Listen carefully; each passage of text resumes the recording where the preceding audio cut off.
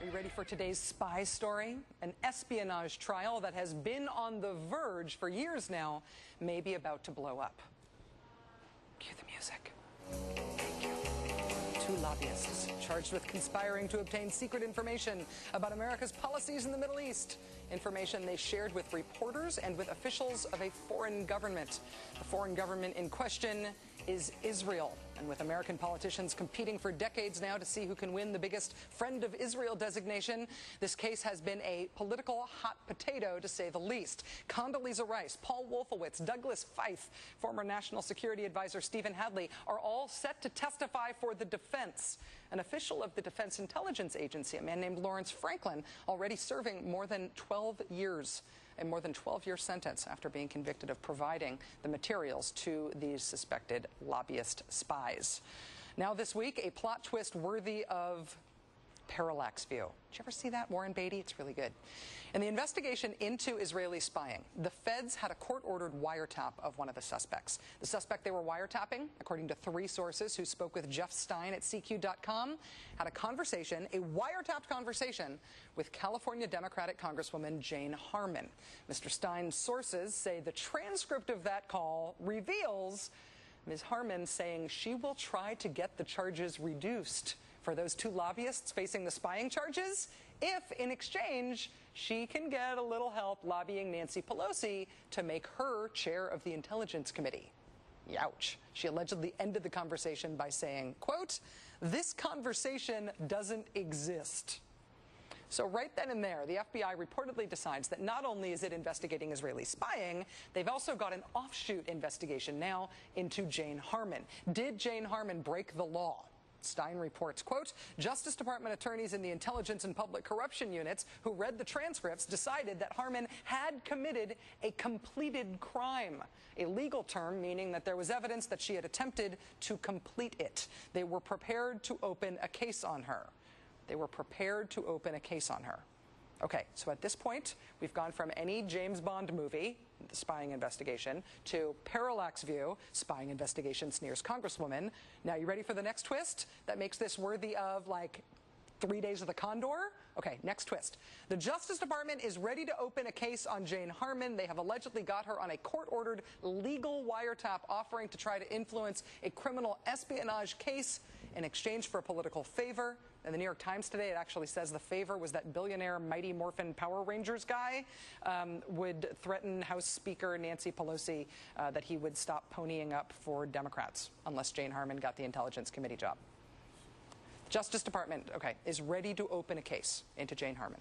The head of the CIA is reportedly ready to notify Congress that there is a national security investigation about to blow up involving a member of Congress. When this next plot twist happens, Alberto Gonzales surfaces. Alberto Gonzales, Attorney General at the time, shows up and quashes the whole Jane Harmon investigation. Two sources telling Jeff Stein at CQ that Gonzales put the kibosh on any criminal investigation of Jane Harmon, saying that he needed Jane. He needed Jane. He, and by extension, the Bush administration, needed Jane Harmon for political reasons. She was reportedly the one Democrat the Bush administration felt they could count on to support their warrantless wiretapping program.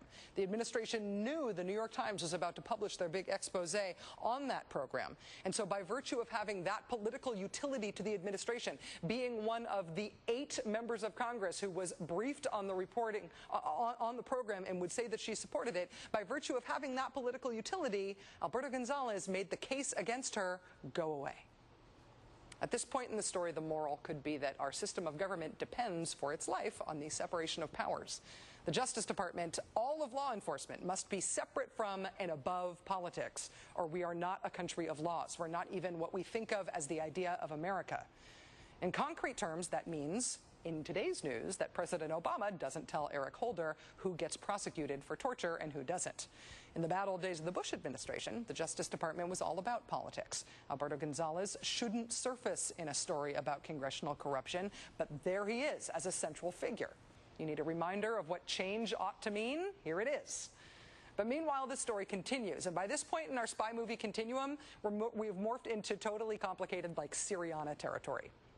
As to the question of whether or not Congresswoman Jane Harmon from California sought an illegal quid pro quo. Jane Harmon says she never called anyone anywhere to try to get leniency for the lobbyists who were charged with spying. If it turns out that she is on this wiretap tape saying she will do that, she will ask for leniency, but then she didn't follow through, does that still mean she's committed a crime? Congresswoman Harmon is calling on the Attorney General to release unredacted copies of all transcripts of all conversations in which she was wiretapped, hinting that the material in the CQ story was leaked selectively to hurt her. She also told Andrea Mitchell today on MSNBC that she considers it an abuse of power that her conversation was wiretapped in the first place. I know she's a member of Congress, but I would venture a guess that any of the Americans who ended up getting wiretapped by our government in the Spying on Americans program that she so vocally supported probably feel the same way. To the question of whether or not the former Attorney General Alberto Gonzales broke the law by quashing a criminal investigation for political reasons, Alberto Gonzales so far isn't saying beep, no comment, not even a denial yet. As for the alleged spies, the Israeli spying ring who were the front of all of this drama in the first place, there's word today that after at least 9 delays of their trial, the charges against them are going to be dropped. Justice Department sources saying it's totally unrelated to all around this case. They would say that, wouldn't they?